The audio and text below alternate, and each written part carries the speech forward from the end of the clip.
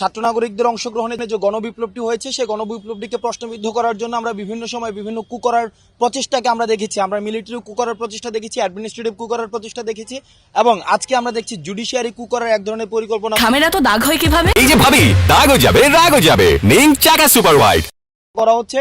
আমরা যেই বিচারপতির পদত্যাগ চেয়ে 24 ঘন্টার আলটিমেটাম দিয়েছি, সেই প্রধান বিচারপতি এবং অন্যান্য বিচারপতিদেরকে নিয়ে তারা ডিজিটাল কু করার এক ধরনের পরিকল্পনা করছে।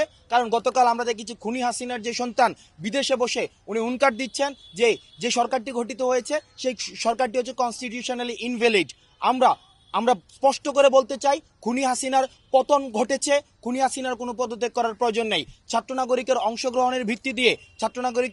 অংশগ্রহণের ভিত্তিতে যে গণবিপ্লবটি হয়েছে, সেই গণবিপ্লবটিতে খুনি হাসিনার পতন ঘটেছে, একটি স্বৈরাচারী ব্যবস্থার মূলোৎপাটন ঘটেছে। সুতরাং এই মূলোৎপাটিত ব্যবস্থাটির আবার পুনরুৎপাদনের জন্য যে কোনো ধরনের প্রচেষ্টাকে ছাত্র জনতা সেগুলোকে রুখে দেবে। সুতরাং আমরা ছাত্র নাগরিককে আহ্বান জানাবো, আপনারা রাজপথ দখল করুন এবং আপনাদের পার্শ্ববর্তী জেলা কোর্ট এবং হাইকোর্ট এবং যে সুপ্রিম কোর্টটি রয়েছে আপনারা সুপ্রিম কোর্ট ঘেরাও করুন, এবং যতক্ষণ না পর্যন্ত প্রধান বিচারপতি পদত্যাগ করবেন এবং অন্যান্য বিচারপতি পদত্যাগ করে এই জুডিশিয়ারি কু করার ষড়যন্ত্র যতক্ষণ না পর্যন্ত ওনারা প্রত্যাহার করবেন, ততক্ষণ পর্যন্ত ছাত্র জনতা রাজপথে থাকবে।